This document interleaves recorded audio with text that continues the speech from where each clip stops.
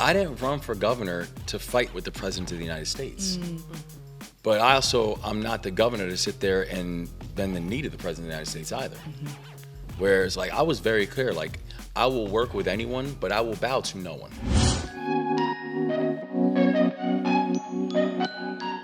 Hey, y'all. So, you know I'm from the Lou and I'm proud. But for the last few years, I have been an adopted Marylander. So that meant I had to pull up to Annapolis and ask the questions that needed answers. That's right.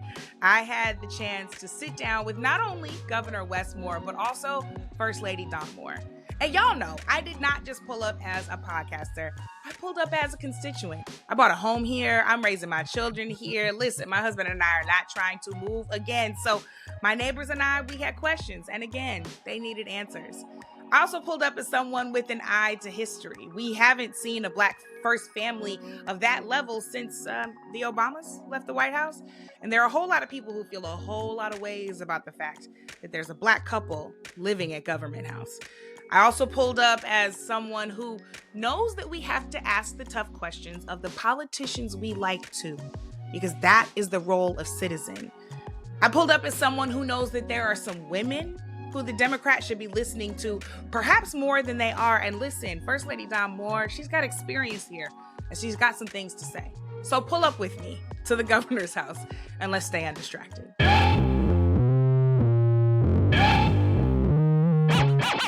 Coming up, our conversation with Governor Wes Moore and First Lady Dawn Moore. And then, of course, our Untrending group chat with the Dr. Brittney Cooper.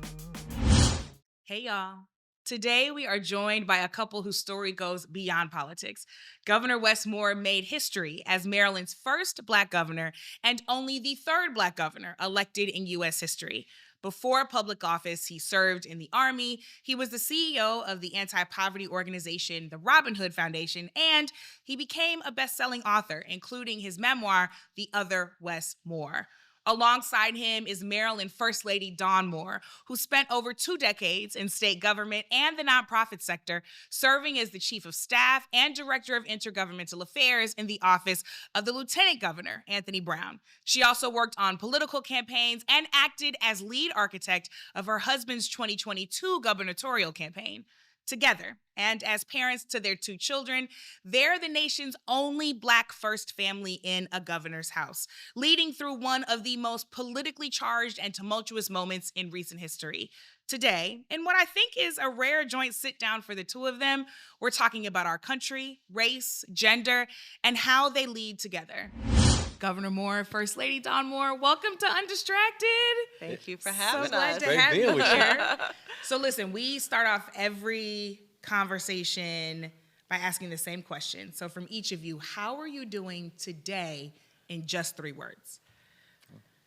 I would say, I think it sums it up, God is good.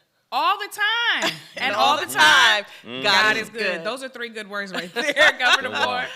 I would say undistracted, highly favored. Oh, okay. I see what you did there. You like that, right? That's good. Okay. Undistracted and highly favored. Well, you know, we love the Lord around here. Yes. We also love progress. We love forward movement. But I feel so honored to get to speak to the both of you all because I find your relationship so special and such a special part of your political story. I want to talk a little bit about how you all met. I heard it was some aunties that set you all up, and I'm curious what you think they knew you would see in one another and why you'd be a good match. I guess I'll go first. Yes, you're right. Our aunts did introduce us. They had met on a trip together in Jamaica, in fact. Wow. They were not together, but they met each other too. And then my aunt had always heard about him. Mm-hmm. But when she met him, she said, "Oh, you need to meet my niece." And I always joke with him. I said, "I think you probably had a lot of aunties saying you need to meet my niece." Yeah, probably. And but I think one of the things she actually said to him, funny enough, she said, "You both have service in common." Because at the time, I was working in service. I was working for the Glendenning Townsend administration, but I had always been committed to public service. And he was at Oxford at the time, and she learned at a dinner what he cared about. And I think she thought, you guys would have a lot in common. Yeah. Is that your same story? Are you sticking to that one? Oh no, that's exactly right. And you know, and it's funny because I think at that time I had never met anyone like her before. Like, you know, just someone who was just so driven and focused. And like, I think about where it's like the first gift that she gave me was a speech from Václav Havel. I'm like, yo, who are you? You know what I mean? That was just, you different. But just like, you're just different. And it was like, you know, I think that there was, from the first time we actually connected, I was just like, yo, like, she's someone who, she just makes me better. Like, every time we connected, like, I thought about things differently, and she opened up my horizon. And frankly, it's just continued to be like that now for, you know, for 20 plus years. And so I think she was just, I mean, she caught me from jump. She caught me from jump. I love that he remembers that. That essay is called Politics, Civility, and Morality. I feel by like a lot of Václav people Havel. could be reading that Yes. right now. Maybe It's a great we could pass that one It's out a great piece. in a pamphlet, like a tract. It's a great piece. But you know, Governor, every smart man I know was smart enough to marry up. And no shade.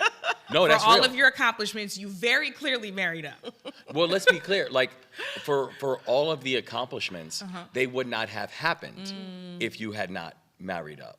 Like, I'm just like, I think about this where I know good people who became great because of the people they married. I know great people, they became good because of the people that they married. Like, this is a real decision that you need to make about, like, who do you want to spend your time with, and who do you want to build your legacy with?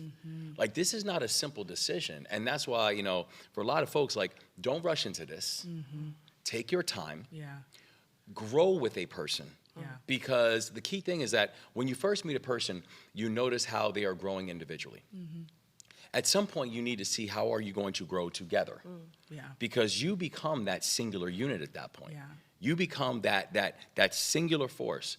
And so, I mean, I'm very clear and I'm very transparent, and I'm like, listen, like my superpower is her. He's so sweet. No, that's real. He's also honest. No, but I'm being honest. I'm being like I tell people, like, and people say, like, you know, people always tell me, like, you know, she's your secret weapon. I was like, it's not so secret anymore. She's more like open carry at this point.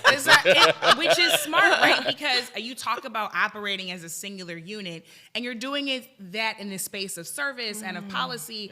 But Governor, you come from a philanthropy and a finance background. You're really the one, First Lady, who came with more than 20 years of experience in public service and nonprofit leadership, in government, advising state legislators and campaigns before you all were even kind of this unit. So I'm curious, as you started to figure out how to work together, was that easeful, or did you have to negotiate how some of this was going to go? That's a good question.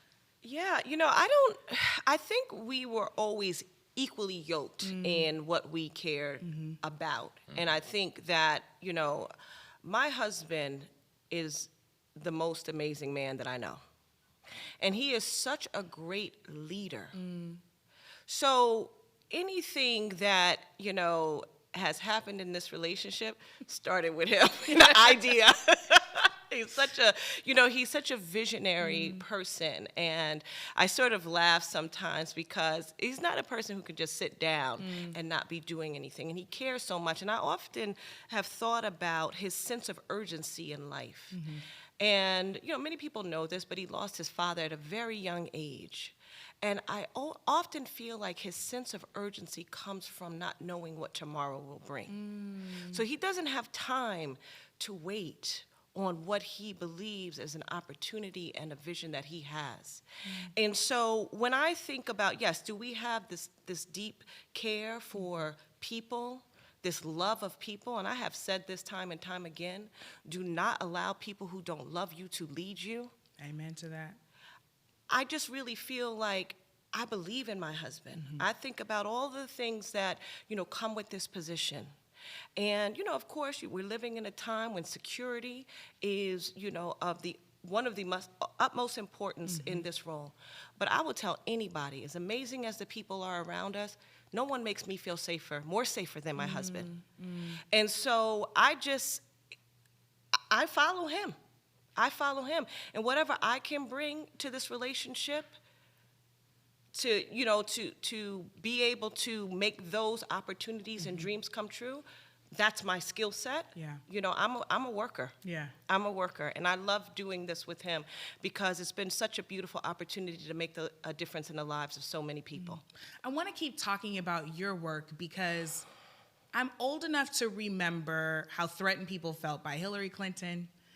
I have watched so many people demand and expect that Michelle Obama runs for president, but we all know what the backlash would be if she actually put her hat in the ring, besides the fact that she said, I don't want it, right?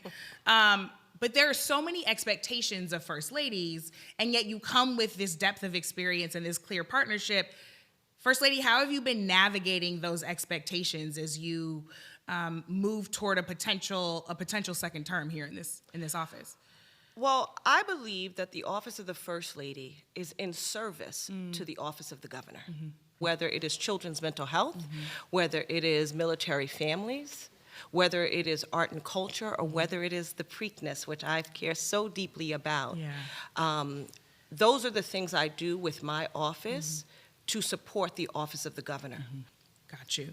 So Governor Moore, the first time we met, at a hip-hop concert, by the way, which is extremely on Which brand. he loves. We know how you grip the mic. It was extremely on brand the first time I met the both of you. It was, of course, exciting to meet the both of you, but I was most excited to tell you that I was a constituent, right? So the conversation that I'm having not just as a podcast host, but as a voter, as someone who is raising my children here, as someone who's bought a home here with my husband. So I want to talk a bit about some of the decisions you've made as governor and some of the pieces that we know are on the cusp. Yeah.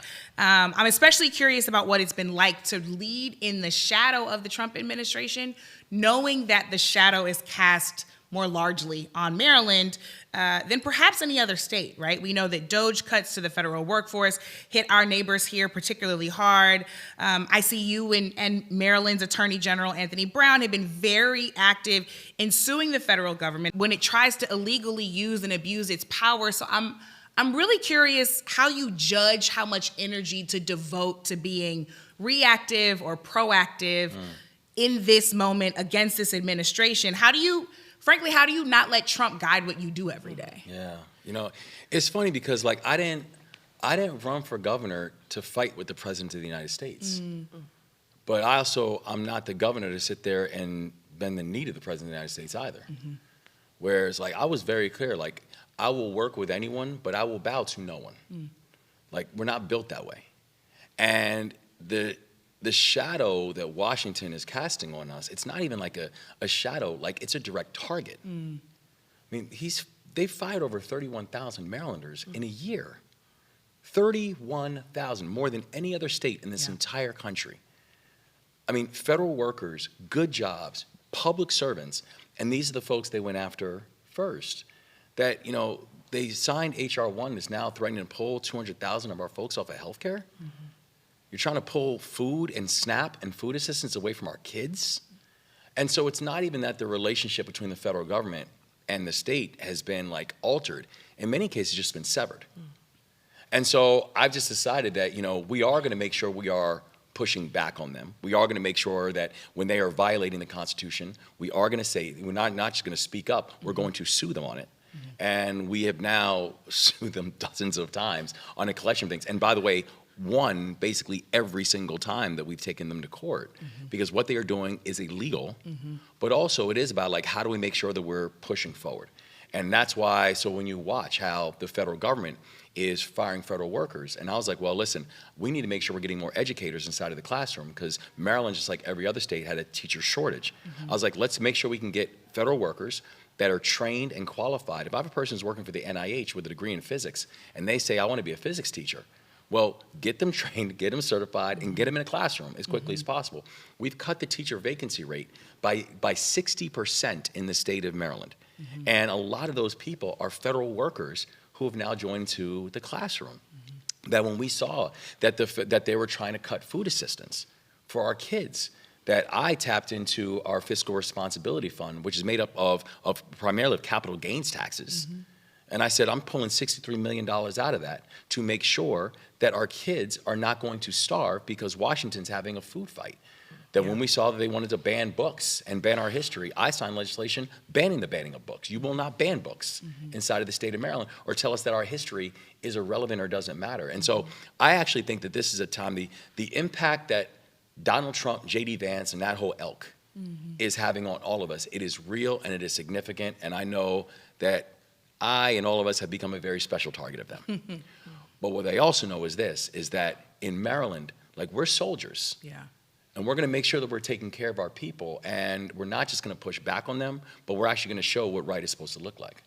First Lady, I would be remiss if I did not discuss the impact on women in particular under this administration. When we talk about federal job losses, we know just how many of those job losses, federal and otherwise, hit Black women in particular. Sure. We've seen the rolling back of women's bodily autonomy that have led to some incredibly severe health outcomes for women across the country, and also just this kind of almost casual misogyny we've seen toward women journalists and toward public figures. What are the most meaningful things to do to try to push back against this really aggressive rollback, not just of rights, but of respect? Yes. Well, I mean, when I think about what is happening to Black women in our state and all across the country, I mean, we're the most educated. We are, hardworking. We are amazing partners. We bring something really important to the table. And so what we have sought to do in Maryland is build our own table. And, I always said, while I never knew I was marrying a governor, I knew I was marrying a soldier. And so, we've been through some tough times in our history. Yeah. And this is one of those moments, but we are resilient, we are brilliant, and with great leadership, we will get through this too. Yeah. And I can tell you, I have been around this state enough when many people, Black women, white men, Black men, say, and many others, thank God we're in Maryland.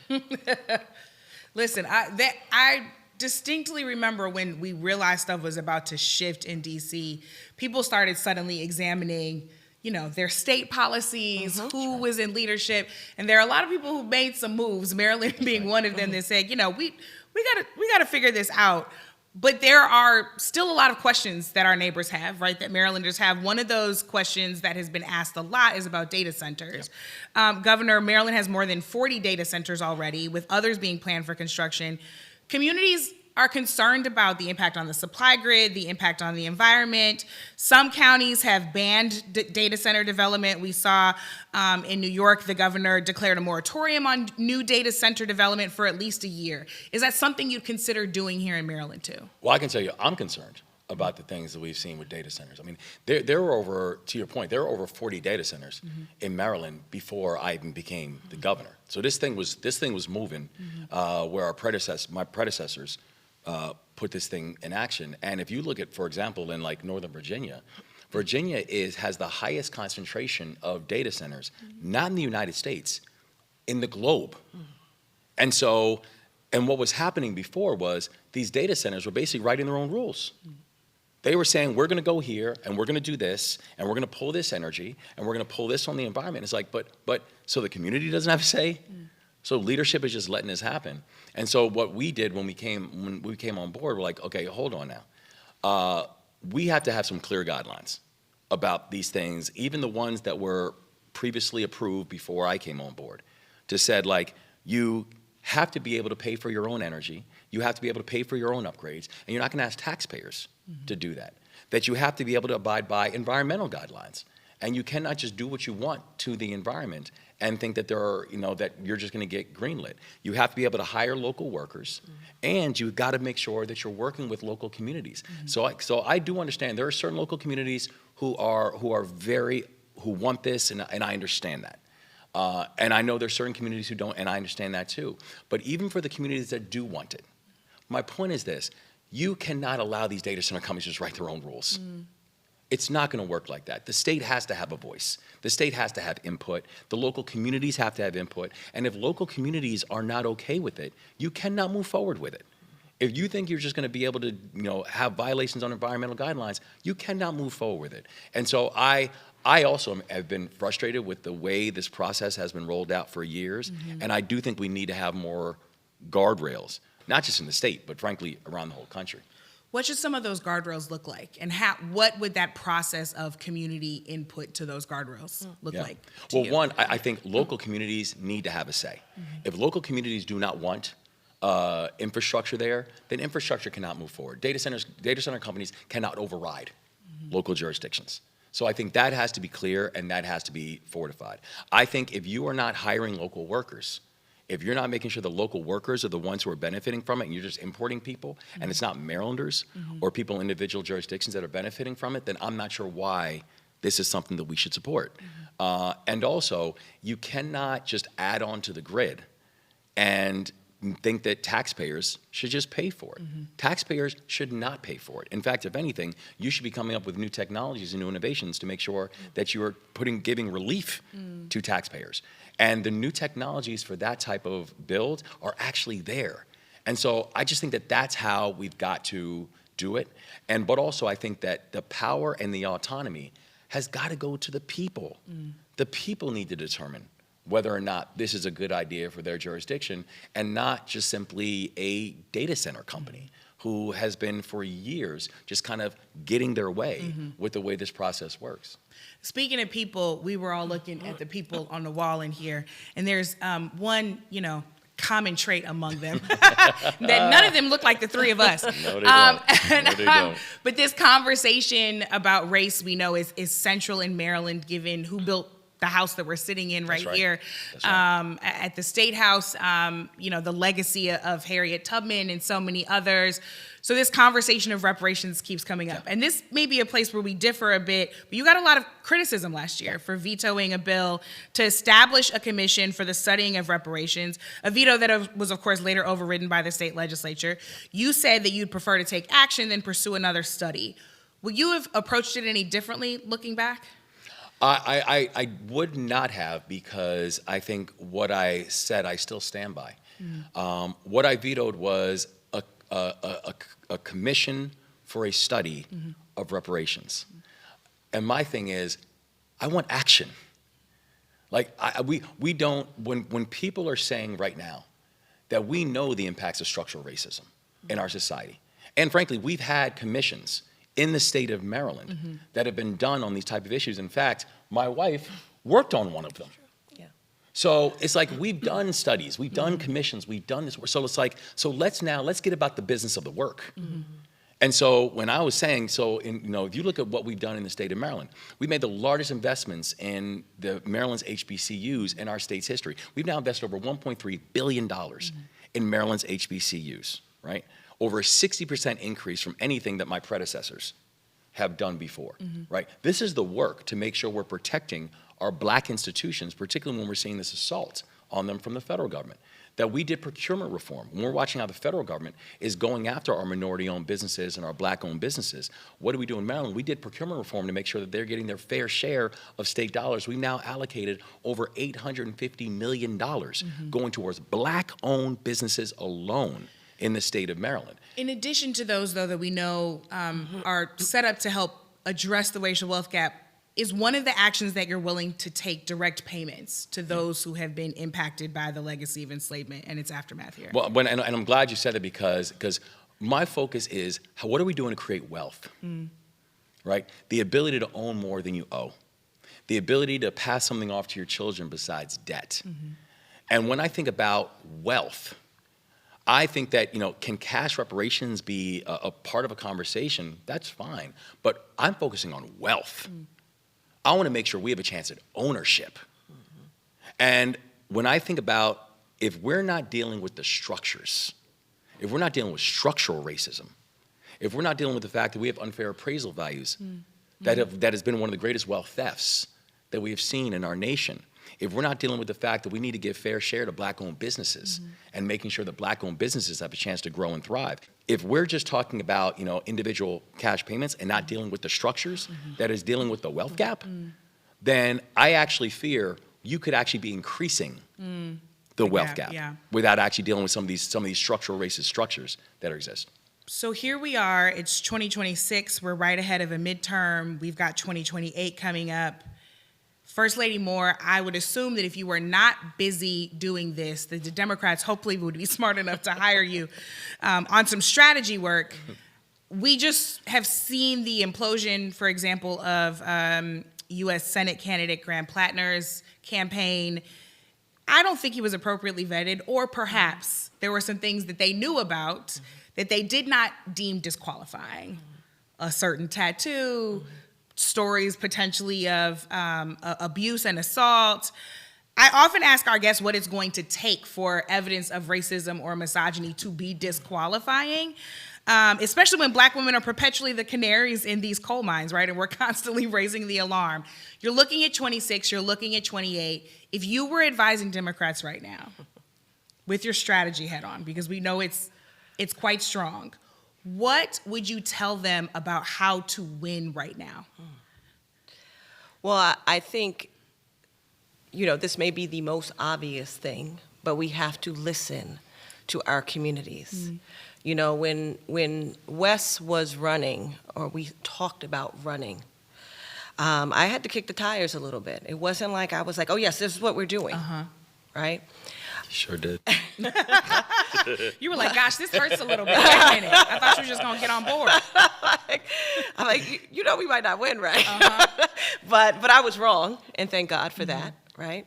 But importantly, once I realized his why and understood his why, because I needed to know his why too, in childhood poverty, in the racial wealth gap, I said to him, we can't do this from an ivory tower thinking we know all things.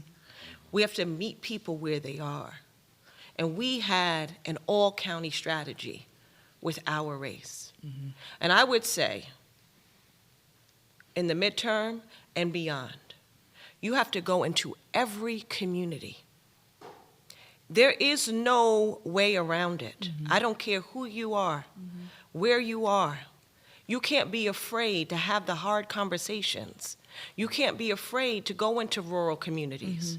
You can't be afraid to go into Black communities. You can't be afraid to go anywhere. You have to be unafraid. We have always taken care of working people. Somehow this has gotten co-opted, and it's just not accurate, and we can see that now. Yeah.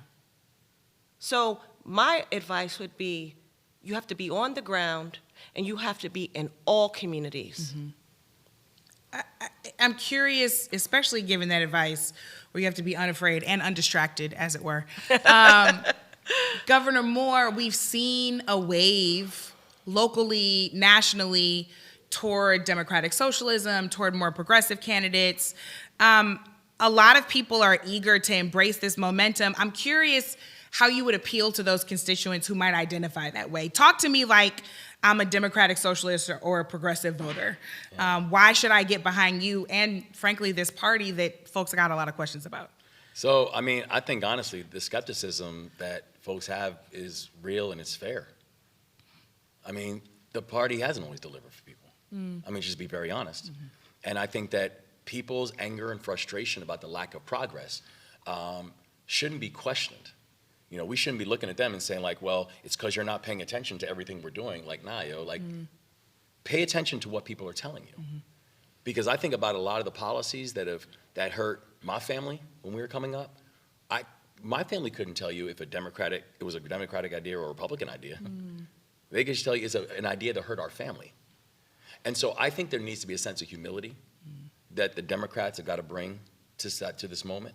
But also to understand that I don't think for a lot of people, they're not thinking about this about an ideology. They're not thinking they're like, listen, that's like a Washington game.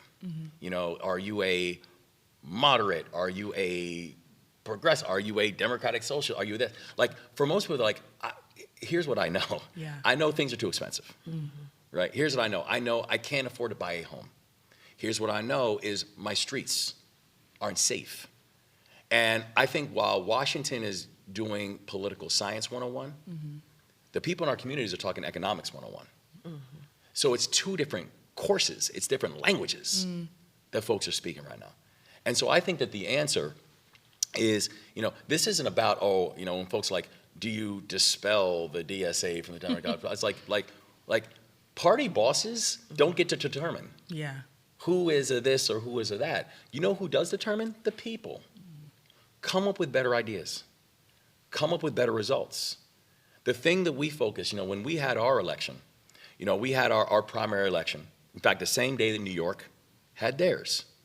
And not only were we blessed that we were, overwhelmingly successful, but also we had a whole slate of candidates who we endorsed, and called a leave no one behind slate. And people were like, was there an ideology that connected? I was like, nah, we endorsed a progressive lawmaker from Montgomery County, and we endorsed a prosecutor from Baltimore County. There's no ideology that connected them. What connected them was this, that these were folks who were focusing on common sense solution and moving with a sense of speed and urgency, and who were ready to disrupt the status quo. That's it. And I think if people are looking for that, and you can help to deliver the results, for example, in Maryland, we've had amongst the fastest drop in violent crime anywhere in the United States of America, down nearly 60% statewide in the state of Maryland. And by the way, we did it without activating the National Guard. You know what I mean? We've now added over 55,000 new businesses inside of the state of Maryland. We made Maryland the first state in the country as a service year option for all of our high school graduates. First state in the country that now has a place-based investment strategy dealing with the issue of concentrated childhood poverty. Results. And so that's the thing I think people are looking for. People are just like, who's looking out for me and my family? And I think it's something that the Democratic Party has got to understand. If you just keep on resting on some laurels or thinking that this person should not be in the party, that person not be party, the people are about to give you a rude awakening. Before I let you go, the people are absolutely focused on what we need and what we deserve. What's you all's best advice on how to stay undistracted in these tough times? I love that question. We have to be involved. There's a lot of noise out there to distract us from keeping the main thing the thing. Policy matters. People who remove themselves from the system, they take their ball and go home. It's not how you play the game. You have to be involved and you have to vote. This is what's happening. Across the country, it is this sort of lulling us into this, we can't make a difference. It's just not true. And these next upcoming elections, local, national, we have to participate at every level. And it can't just be, I'm going to the polls. It has to be, I'm taking my whole household. I'm taking my 5 neighbors with me. We have to go back to the basics because that's what's required right now. And that is the win strategy. When we get involved, when we vote, it's very hard to lose. Yeah. I say, if you want to stand distracted, get you a dawn in your life. Smart strategy. Smart strategy. And it's real because it's I believe in this philosophy of don't let people that don't matter too much matter too much. I just think we spend a whole lot of time worrying about what this person say or that person say or what this person wrote on social media. It's don't let people that don't matter too much matter too much. I don't just stay prayed up, stay around people that love you, and stay focused. Because every single day is a day that once that day is gone, it's gone. You cannot get that day back. So I'm not trying to waste one of these things. And so when I'm thinking about the things that are going to motivate me, I'm not motivated by what a hater says or what this person writes or whatever. Listen, stay focused. What motivates me? My God motivates me. My family, my friends motivate me. My mission motivates me. That's what motivates me. So I think the best way to stay undistracted is to be undistracted. And just don't let don't let things and people that don't matter too much matter too much. Does a position on the 2028 ticket, is that a motivator? That's a distraction. You wanted to share that? That's a distraction. Oh, okay. All right. I had to ask. Thank you all so much for joining us on Undistracted. Thank you. We appreciate it. God bless you. All right, y'all. I'm joined today once again for Untrending News by our group chat regular and bestie, author and gender and women's studies professor, Dr. Brittney Cooper. Coop, it's always good to have you back. How you be, girl? I'm hanging in there. How you be? I'm hanging in. Listen, it's a whole lot on the docket today. I'm going to start with the tough one so that we can end in some joy. I just want to warn everybody that the conversation we're about to have is graphic. It includes conversations about suicide, hanging, and lynching. So back in May, a Black 16-year-old named Juliana Nzita was found hanging from a tree in Charlotte, North Carolina, near her family's predominantly Black church. Coop, she was hanging by the strap that secures cargo from a tree twice her height. Police apparently investigated the incident, and for 2 days they did so, and then they ruled that it was a suicide. But last week, the Charlotte Observer published a damning article reporting that the police never contacted the man who reportedly found her on his dog walk. They never found her cell phone, and they reported that authorities actually did not even conduct an autopsy, despite saying that they had thoroughly inspected the body. Yeah. Now, Charlotte, of course, has a long history of lynchings, and the story has been getting more attention from online communities that are demanding answers on this case, as well as, of course, her family and loved ones, and especially given everything happening with the family of Nolan Wells and the fact that we have zero answers about what happened to him. Coop, how are you making sense of the details coming out about this case? So many things to say. I think first, I want to just send love to Juliana's family. This is a horrific thing. One of her parents was interviewed and did note that she dealt with bullying and she dealt with depression. And I am left thinking about the uncertainty that we had when Sandra Bland was found dead in her jail cell 11 summers ago, and our uncertainty about whether she committed suicide or the state murdered her. And I think that there is this same distinction, which is the racial pressure that Black girls experience can produce the kind of mental health challenges that might make one want to die by suicide. And so I think that we have to both hold space for the possibility that our kids are really struggling and that they might be choosing spectacular ways to say, I am in pain, and also say that the state is notorious for not giving our children in life or death the care that they deserve. This certainly deserved more question, more investigation. And if she had been a white 16-year-old girl hanging from a tree, then all the stops would have been pulled out to get to the bottom of this, to have a clear and complete story to tell both to the family and to this community. And the fact that that was not done here is evidence of systemic neglect and a disregard for Black bodies. And I want us to begin having a conversation about not whether it was suicide or murder only, but about the way that the conditions we live in produce premature Black death, which is what the scholar Ruthie Gilmore calls the definition of racism, a set of conditions that produce premature Black death. I'm sitting here with the same feelings that I felt when I found out about Breonna Taylor. Yeah. And I found out about Breonna Taylor in May, even though she had been killed by police in Kentucky in March. And how it took me cutting the podcast that I used to co-host where I talked about it, and I remember putting it online, and it went viral at the same time that the first national story about it from Aaron Haynes, who's obviously a friend of ours and editor of the 19th. And at the time, the 19th had a deal with the Washington Post where a number of their stories were cross-posted. So it was posted in the 19th and the Washington Post. And that was the first, to my memory, national story about Breonna Taylor. And both of those hit at the same time. And I had this terrible feeling that I'm feeling right now, that if it were not for Black women raising the alarm, then Breonna would have died in relative silence. Juliana would have died in relative silence.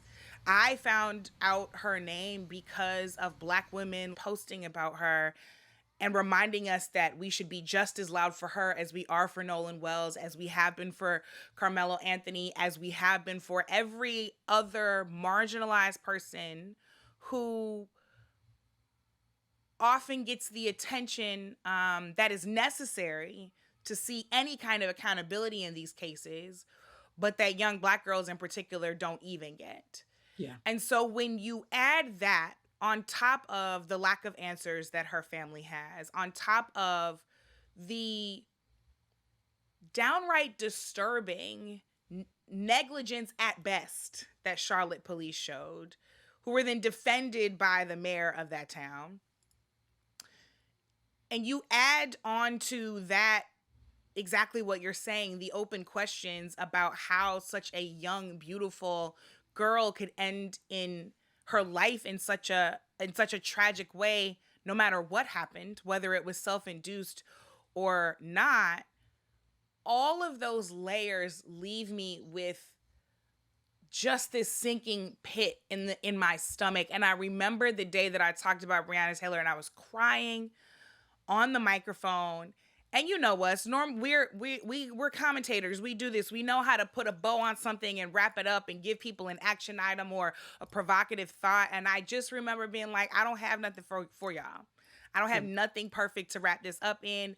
I actually just want you to sit with the pain of a mother bearing her child, which is an unnatural order to things. I want you to sit with the frustration of knowing that there are so many people who didn't care that it took us months to even tell the story, let alone for the people who needed to be asked the questions to be asked those questions. And they haven't even answered them. Yeah. And so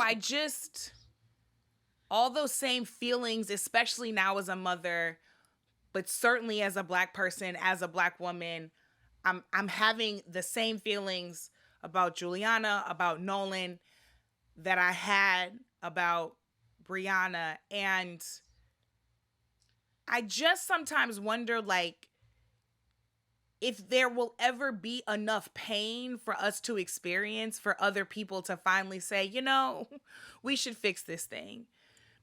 And the truth is, I already know the answer. I know the answer is no. Yeah. Right? I know that if dead children were enough, then we would already have gun control. We would have family care.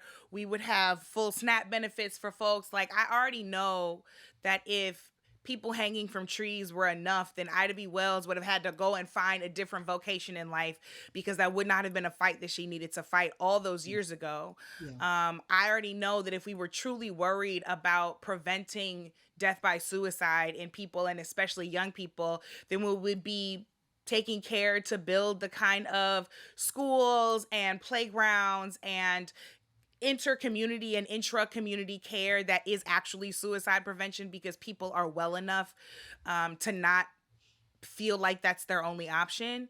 And if dead children were enough, then no medical examiner, no police officers would be able to go to rest their head at night without properly investigating, properly examining bodies, and actually doing the work that they're paid by us to do to solve the answers that are still ringing in parents' ears.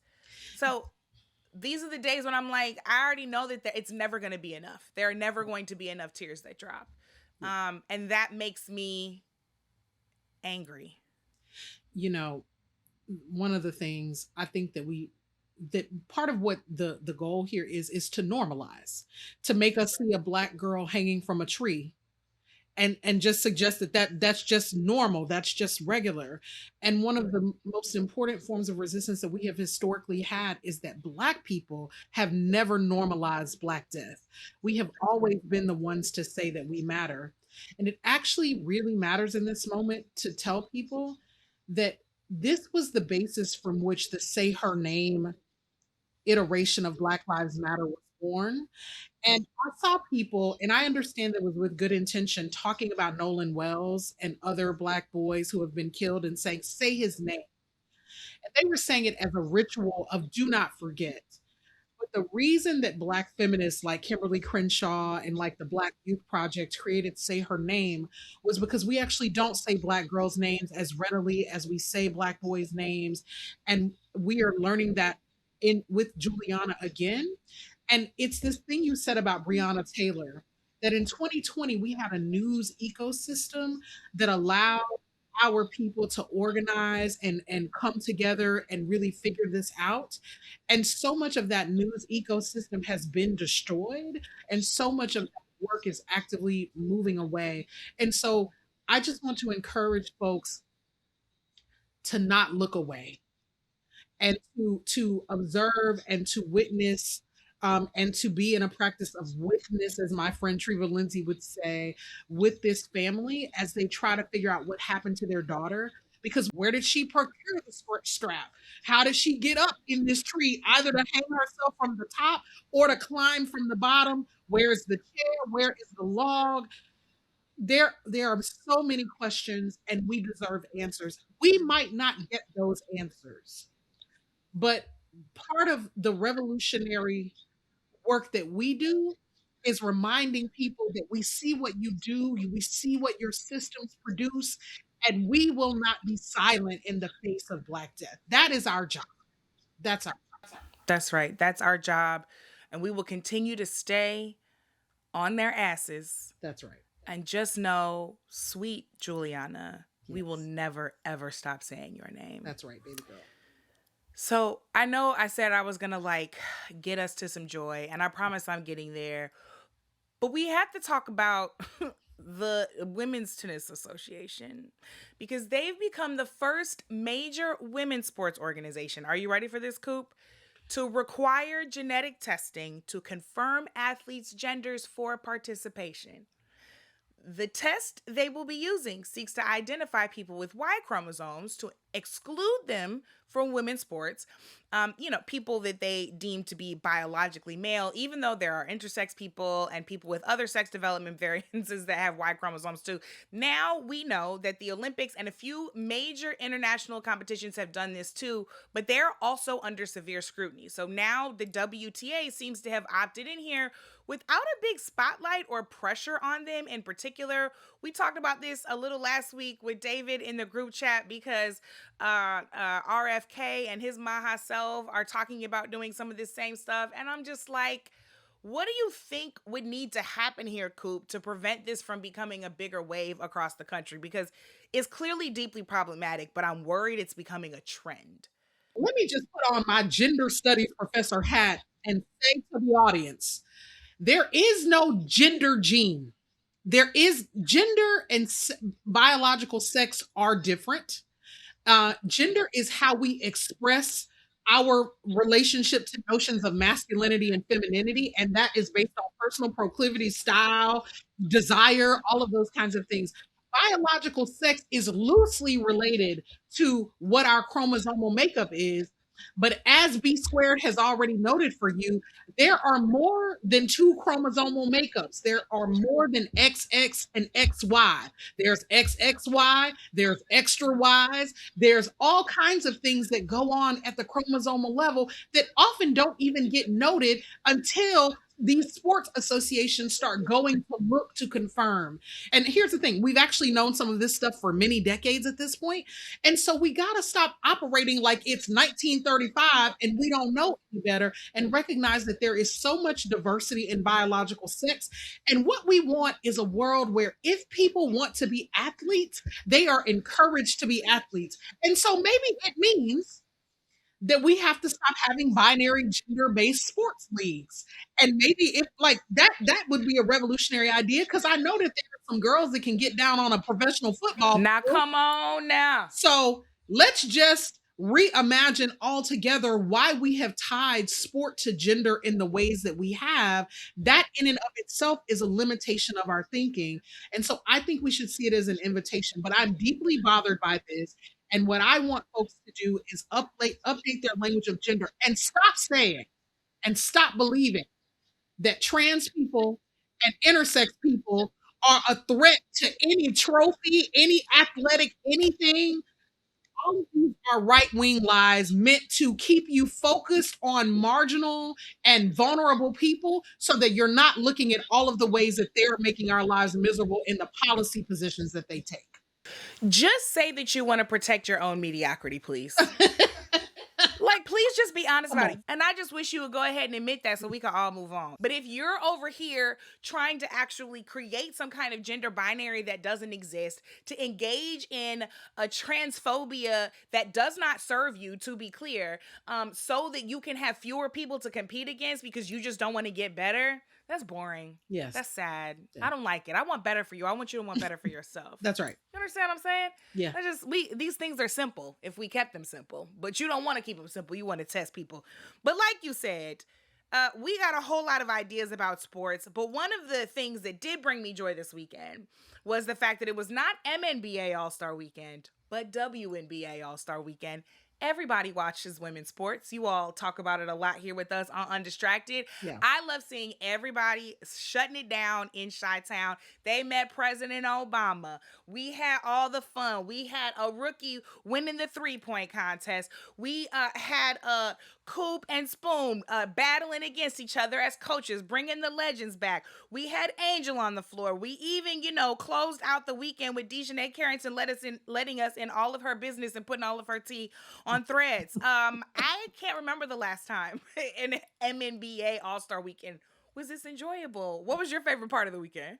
Hey, listen, I was outside this weekend, so I did not watch, but I am a longtime sports fan. And so of particularly college women's basketball, and then mostly some of the shenanigans in the WNBA. Yeah. But, I find that I'm just happy that these girls are getting paid more money so that they can actually be awarded for their talents. I think that this is a huge win for the culture. And I got to do better about tuning in. You know what? There's so much to tune into right now. And I really love that this weekend, nearly 20,000 fans pulled up to the festivities in Chicago, which I think is a great sign of things to come. ESPN also dropped this multi-part series about 3 players called Life in the W that I have been watching with bated breath. I mean, Asia and Bam are just so fascinating to watch together. And watching the way that Asia leads, I think is I think it's instructive for a whole lot of people. Yeah. Also, shout out to Natasha Cloud, who pulled up in a Nolan Wells shirt. Yeah. She said enough is enough and that family deserves answers. This is why I love the W. Yeah. Because not only do they know how to have fun and not only do they know how to keep it joyful, they also know how to keep it real for the people. That's so right. We stand the W. I'm glad to see Sid Colson, who I think is the funniest person in all of sports, is finally on Threads. Sid, come on to the podcast anytime. We need you in the group chat. I love it.